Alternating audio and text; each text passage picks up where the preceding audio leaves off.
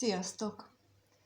Ma egy korábbi kedvessel kapcsolatosan nézzük meg, hogy mi a helyzet. Egy olyan videót csinálunk, egy olyan nézelődést.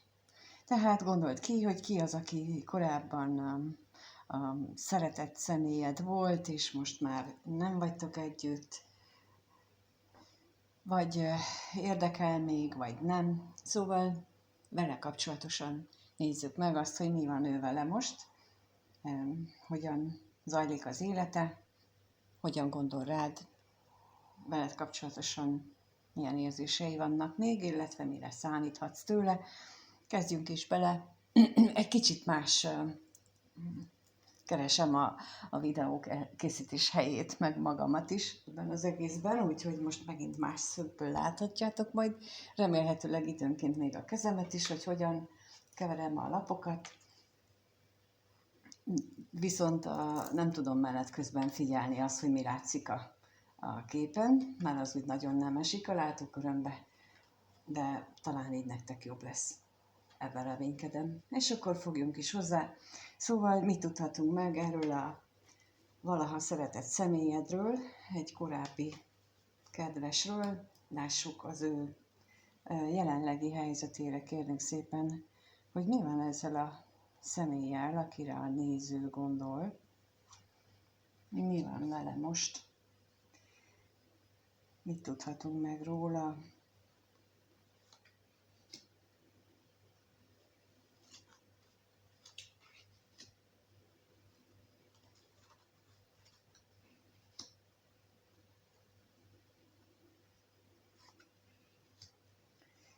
Úgy tűnik, hogy mintha nem lenne köztetek már kommunikáció, illetve olyan, mintha ő úgy élné meg az életet, hogy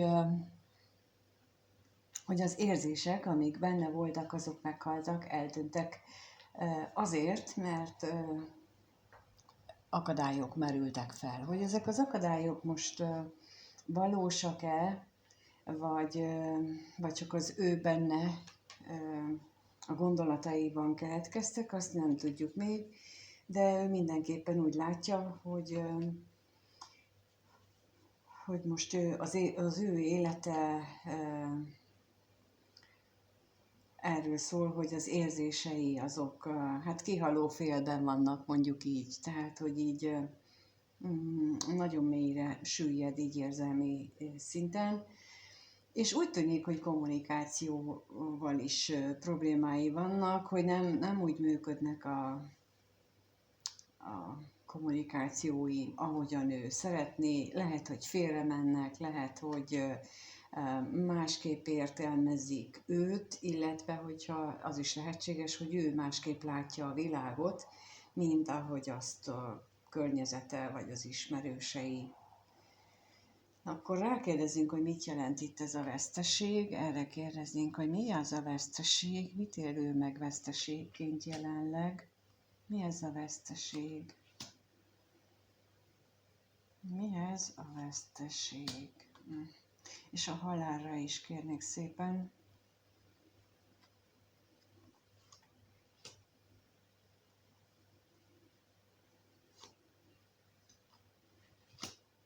Akkor így 2 jön.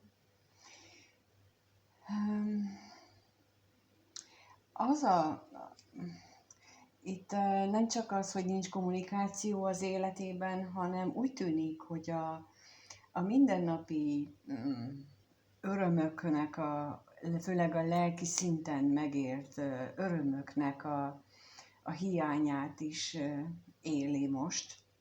Tehát, hogy itt arra gondolok, hogy például lehet, hogy fizikailag van neki lakása, ahol van tiszta ruhája, van előtte étel, viszont mint az előbb is mondtam, a kommunikáció tekintetében ő nem biztos, hogy azt és úgy tud kommunikálni, ahogyan az ő neki a belsejének, a lelkének megfelelne, és az is lehetséges, hogy pont emiatt, hogy ő ilyen különcnek gondolja magát, vagy különcként éli meg az életét, inkább így mondom, ez sok konfliktust is eredményez. Ugyanakkor pedig az, hogy az érzései is meghaltak, ezzel kapcsolatosan azonban nem adta még fel a reményt, nem egy olyan végleges dolognak érzékeli ő ezt, vagy éli meg, hogy már soha többet nem lesz például szerelmes, vagy nem lesznek szép érzései, mert itt van az, hogy ő nagyon reménykedik abban, duplán kijött abban, hogy a sors vagy az élet majd az majd megoldja ezt a problémáit az életében. Tehát, hogy ő ebben nagyon reménykedik, hogy ez változásnak fog indulni, valamikor hirtelen, de pillanatnyilag nem úgy éli meg. Megkérdezzük, hogy mi ez az ellenség, mit tudhatunk meg ezzel kapcsolatosan, mi itt az ellenség.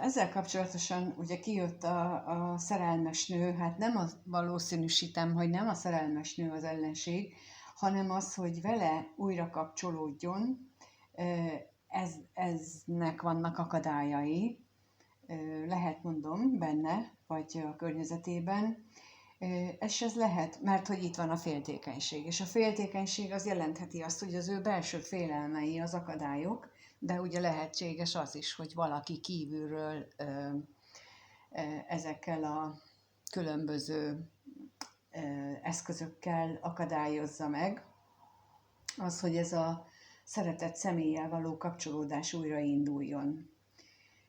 Jó, hát akkor most ezt látjuk, hogy ő ilyen helyzetben van,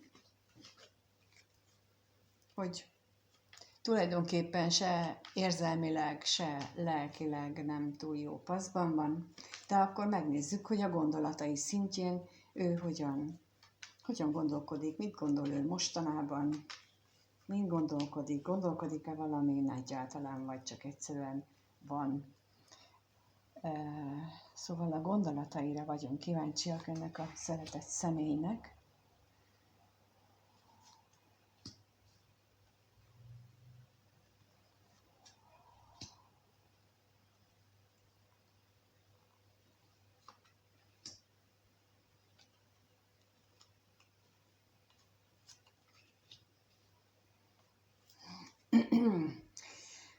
Amikor kiraktam, akkor az jutott így eszembe, hogy nagyon sokat gondolkodhat ő újabban a hiten.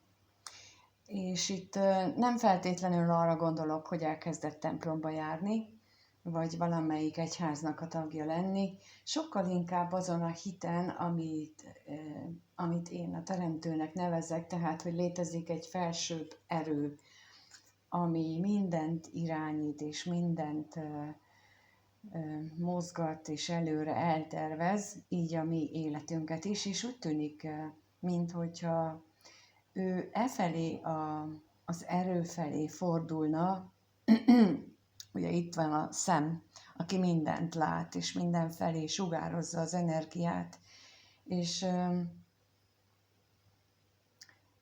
azt gondolom, azt látom az ő gondolataiban, hogy ő efelé tekint.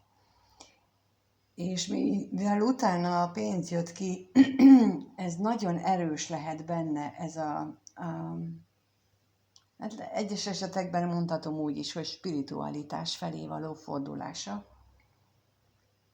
Ugyanakkor nagyon sokat gondol egy személyre, akivel kapcsolatosan azt reméli, hogy a sors besegít neki, és ez a személlyel való kapcsolata szerencsés fordulatot vesz. És akkor megkérdezzük, hogy mit jelent itt az utazás. sok ki nem mondott gondolata is lehet ennek a személynek, úgy érzékelem. Az utazásra kérnék szépen, és még egyet legalább. Arra vágyik, hogy történjen valami szerencsés dolog, és hogy tehát egy váratlanul valami szerencsés dolog történjen, ami egy tartósabb szerencse irányában viszi őt. És itt még az özvegyasszonyra is kérnék szépen, hogy mit jelent az özvegyasszony. Az ő gondolataiban megtudhatunk-e arról valami plusz információt?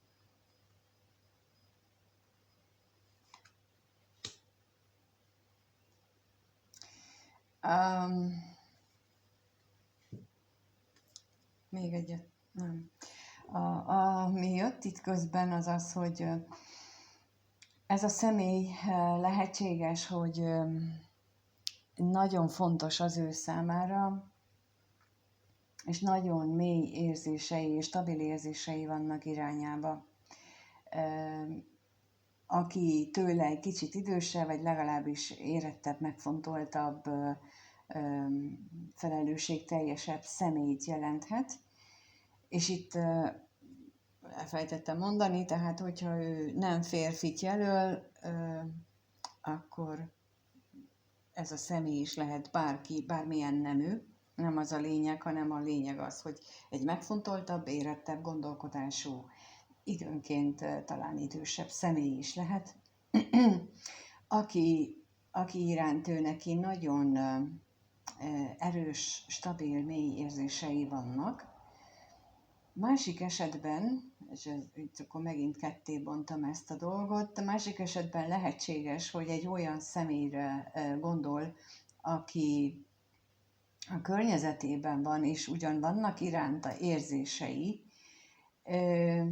de valahogy mégsem ezt éli meg pillanatnyilag, hiába ott van a környezetében, hanem vele kapcsolatosan valamilyen szerencsés fordulatra várna, és arra vágyna. Tehát itt ketté bomlik megint, tehát hogy vagy ez iránt a személy iránt érzi ezt a mély erős érzéseket, vagy pedig a környezetében van egy ilyen személy, akivel nem túl szerencsés a helyzetük, és arra vágyna, hogy akkor ebben valami pozitív változás álljon be. És tulajdonképpen még itt, amire utalhat a pénz, az az, hogy az ő gondolataiban nagyon is benne lehetnek például az anyagiak, az értékek, ami számára pillanatnyilag azt hiszi, hogy érték, és ezeken is gondolkodhat. De még erre azért kérek rá egyet, hogy a pénzre is kérnénk, hogy esetleg megtudhatunk-e, hogy mit jelent, mi az érték az ő számára, mi az, amin ő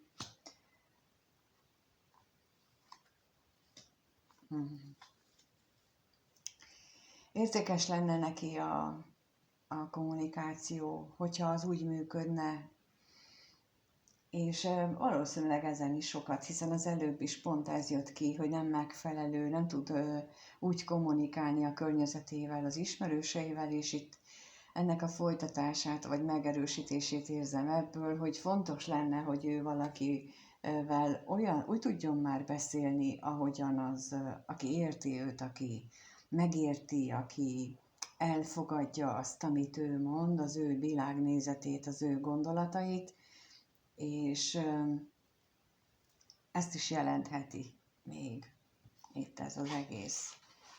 Jó, hát ezekből mindenki vegye ki azt, ami az ő helyzetére esetleg igaz lehet, mert ezek mind benne vannak ezekben a lapokban, viszont megnézzük azt most, hogy mi van ő benne érzések szintjén, tehát hogyan érez ő, milyen érzései vannak pillanatnyilag, úgy általában véve, milyen érzések vannak benne,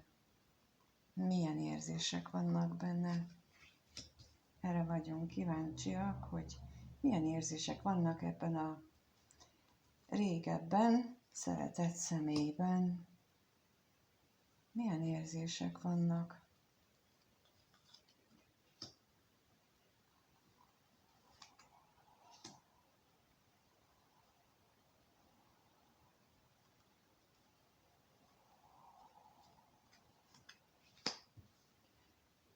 Amikor raktam ki, akkor úgy jött közben, hogy ő világá menne legszívesebben érzései tekintetében, amikor itt az utazást és az örvendezést raktam ki, tehát hogy elmenne valahova olyan helyre, ahol az életnek csak a pozitív oldalát éli meg, és nem lennének ez a sok akadály, nem lenne ez a sok vita, bonyodalom, nehézség, amivel pillanatnyilag ő szembenéz,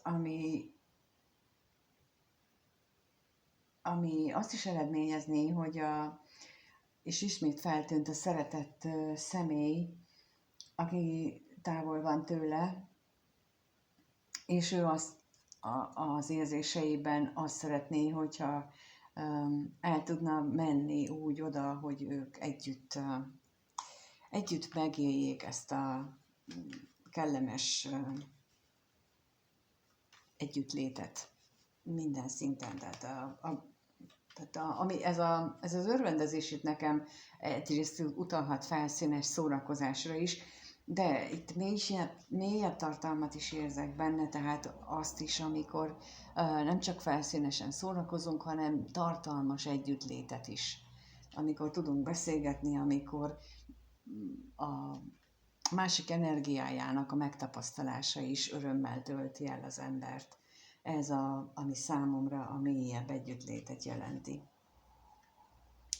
És akkor megkérdezzük azt, hogy mit jelent itt a távolság, a katonatiszt, mint távolságtartás. Mi ez a katonatiszt itt, amit az ő érzéseinél tudhatunk, megtudhatunk. Mi ez, amit ő nála? Hát abban reménykedik, hogy ez, amit ez a távolságtartás okoz, ez a hiányérzés, ez a hiányállapot, ez megszűnik, ez elmúlik. És mit jelent itt az ellenség? Arról mit tudhatunk meg? Mi ez az ellenség?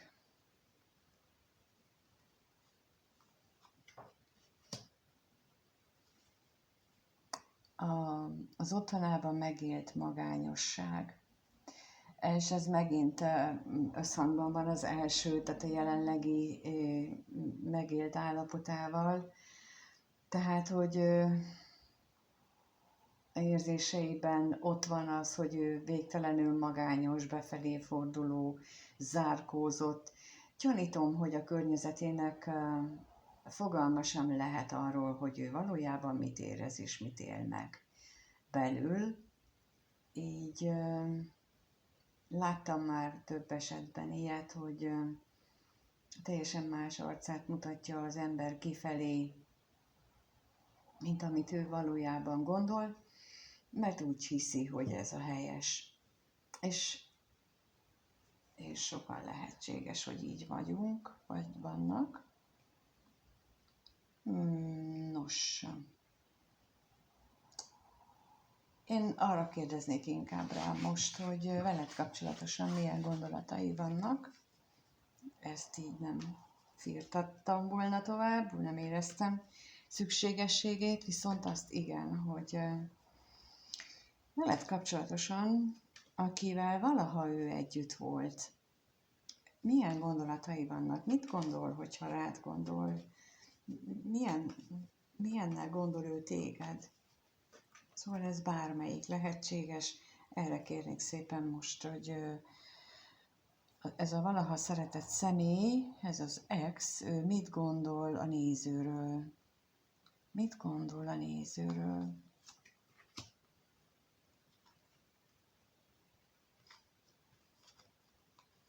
Nem, téged.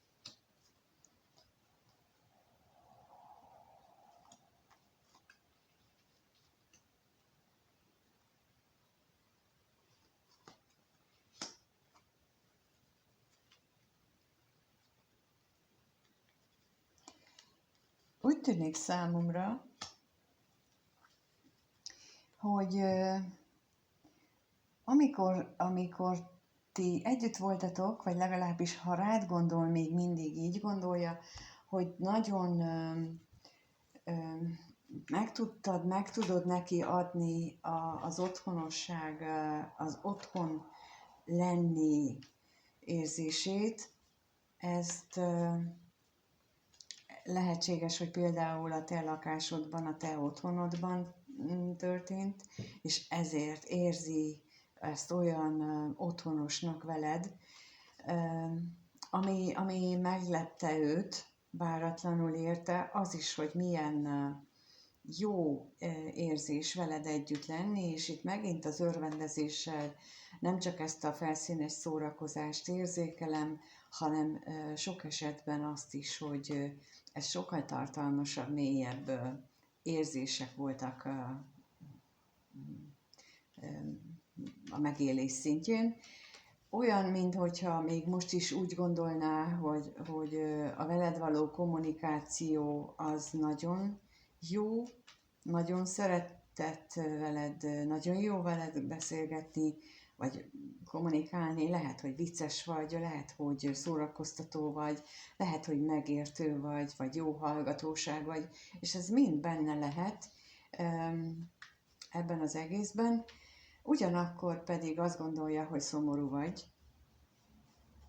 amiatt, hogy így alakult a kapcsolatotok. Tehát amikor rád gondol, ez is előjön benne, és akkor itt megkérdezem, hogy mit jelent a ház. Mi ez a ház itt? Mit tudhatunk meg róla, ha veled kapcsolatosan? Én nem hozok erre. Tehát egyértelmű,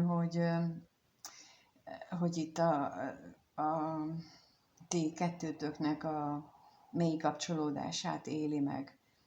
Ezt mutatja így a szerelmes nővel. Tehát, hogy ott, amikor ez így rád gondol, akkor mind az a személyre gondol, akivel együtt lenni jó.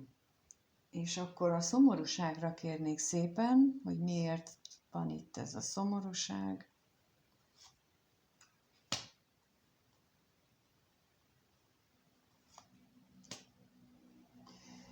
Hát nagyon mélyen érinti őt, a rád gondol, illetve azt is gondolhatja, hogy téged érint ez mélyen, hogy már a múlté a ti kapcsolatotok, és ez az, amit veled kapcsolatban érez. És az üzenetre is kérnék szépen, hogy mit tudhatunk meg az üzenettel kapcsolatban. Megerősíti ez a levél, hogy nagyon fontos neki egy kapcsolatban az, hogy beszélgetés legyen, hogy megértsék egymást a felek, hogy jól tudjanak kommunikálni egymással, hogy, mint ahogy mondtam, tehát, hogy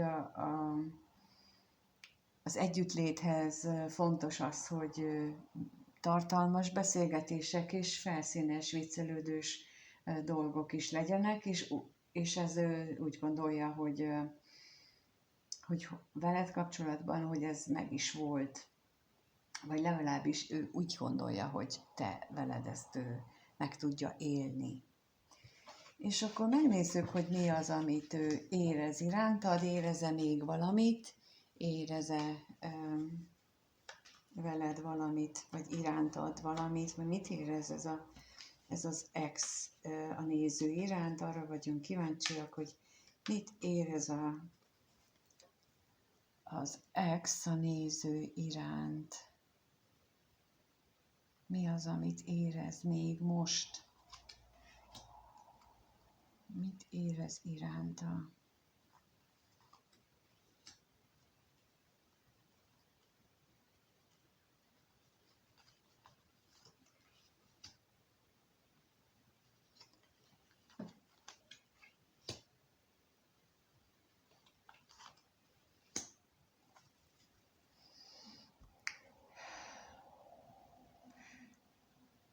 reménykedés van benne, az, hogy valami történik végre, valami jó vele, vagy veletek.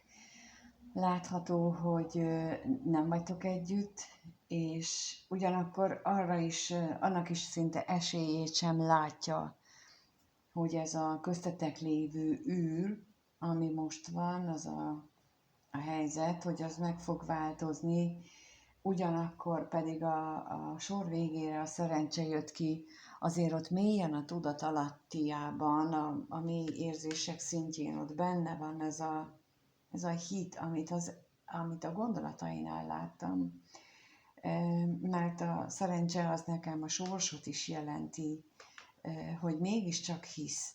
És ez így az összesbe kijött, hogy ő valahol a tudatának a mélyén ezt így mindig ott tartja a talomba, hogy azért ott még az segíthet. Jó, akkor megkérdezzük, hogy mit jelent itt a katonatiszt veled kapcsolatos érzéseinél. Mit jelent itt a veled kapcsolatos érzéseinél a katonatiszt? Hát nagyon szeretett veled szórakozni, bolondozni, együtt lenni, és ez nincs meg.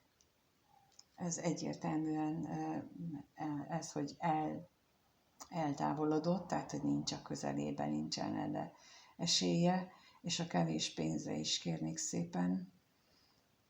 Kevés pénzre kérnék.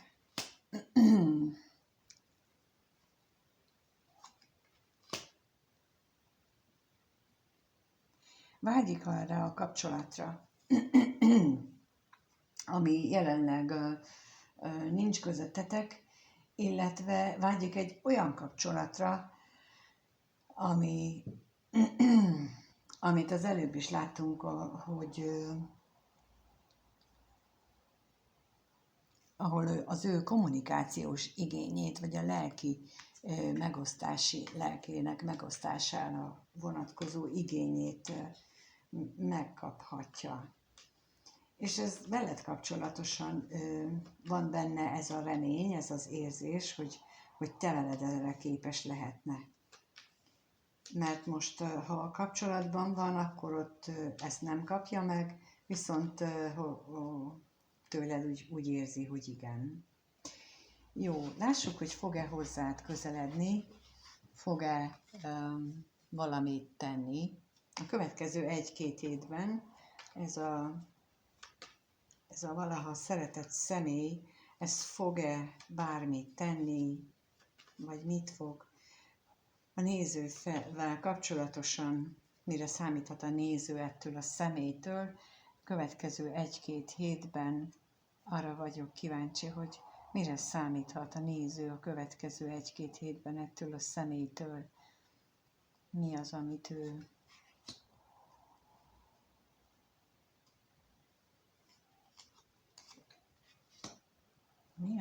számíthat?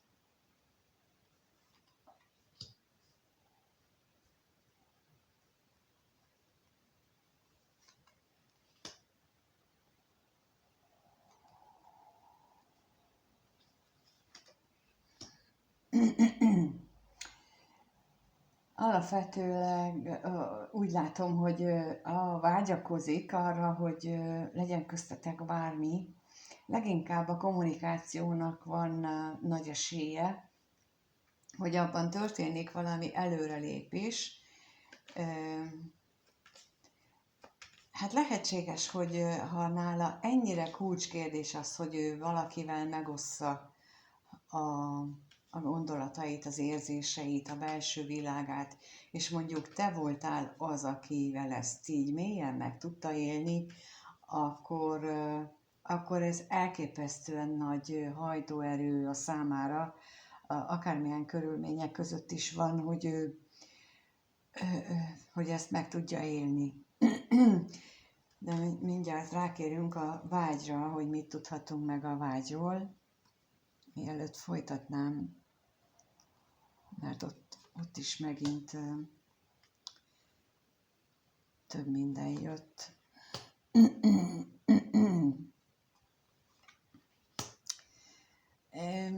ami jött itt a vággyal, tehát ott tartottam, hogy hajtóerő az, hogy beszélni, és a vággyal kapcsolatosan ugye a szenvedély, a fizikai szenvedély, meg a szerelem megélését is jelenti, és hogy ennek az újraindulását, ezt nagyon tüzesen, nagyon mélyen, fellángolóan éli meg, és ez a másik hajtóerő lehet az, hogy legyőzze a benne lévő gátakat, a távolságot, mert hogy itt a veszteség és a kevés pénz arra is utalhat, hogy már nagyon érzi ennek a hiányát, és nagyon erősen szinte már folytogatja, hogy ezzel valamit kezdenie kellene, és a veszteségre is kérnék szépen. És folyamatosan kaparja a torkomat, úgyhogy szerintem ő nagyon, nagyon szeretne beszélni, nagyon-nagyon-nagyon elmondaná a dolgait. Ezt nagyon érzékelem. Sokszor mondom azt, hogy nagyon ismét.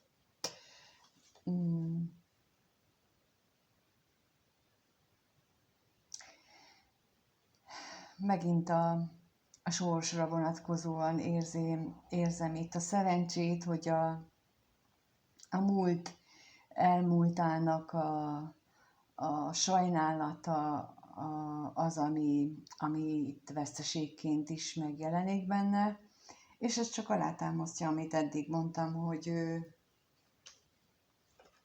ő bizonyos dolgokat vissza szeretne kapni, és sóvárog utánuk. De csak kevés esetben érzékelem azt, hogy valóban tesz is lépést, mert nyilvánvaló jele nincsen annak, hogy ő a sóvárgáson, meg a vágyakozáson kívül bármi fizikai tenne. Tehát nem gondolom, hogy itten sok esetben fordulna elő az, hogy ő megindulna, és akkor megy, és odaáll, és azt mondja, hogy vagy fölhívna, hogy gyere beszéljünk, mert már nagyon-nagyon kellene veled beszélnem, tehát ezt így nem érzékelem. Viszont nagyon köszönöm, hogyha itt voltatok, és megnéztétek. Ha úgy gondoljátok, hogy személyes kirakást, akkor a lenti elérhetőségeken megtaláltok, meg tudjuk beszélni, de minden mást is, ami párkapcsolati dolog. Mindenkinek köszönöm, hogyha lájkolja a videót, ha megírjátok a kommentben azt, hogy mit gondoltok. Köszönöm, hogyha feliratkoztok, amennyiben nem vagytok még feliratkozva, mert ezek mind segítik azt, hogy minél többen láthassák, és lehet, hogy ennek a személynek fontos a kibeszélés, és az is lehet, hogy nektek is fontos lenne, hogy valakivel megbeszéljétek a dolgaitokat, és erre is lehetőséget ad a velem való kommunikáció, úgyhogy köszönöm szépen, mindenkinek minden jót kívánok, sziasztok!